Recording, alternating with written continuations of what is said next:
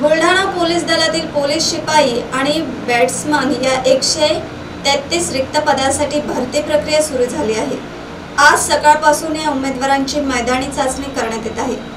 133 जागांसाठी 10,236 आवेदन पत्र प्राप्त झाले। त्यामध्ये 3 ट्रान्सजेंडरचा समावेश आहे। भरती प्रक्रिया पारदर्शकपणे पार पडावी यासाठी जिल्हा पोलीस दलाकडून योग्य त्या सर्व उपाययोजना राबवण्यात आल्या आहेत।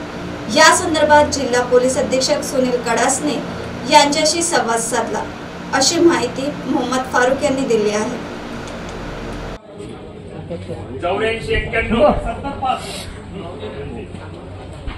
8491 शुभम मुकिंदादू धारकर शुभम मुकिंदादू धारकर।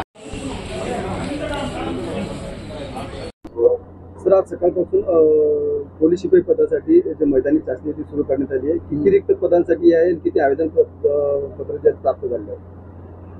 बुलढाणा जिल्ह्यामध्ये 133 रिक्त पदांसाठी 10,236 अर्ज आलेले आहेत आणि आज सकाळपासून आम्ही ते रिक्रुटमेंटची प्रोसेस सुरू केलेली आहे।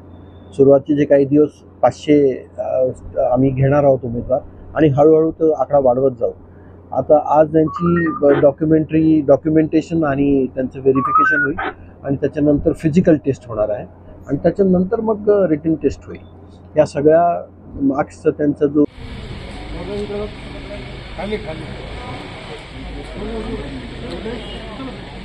काय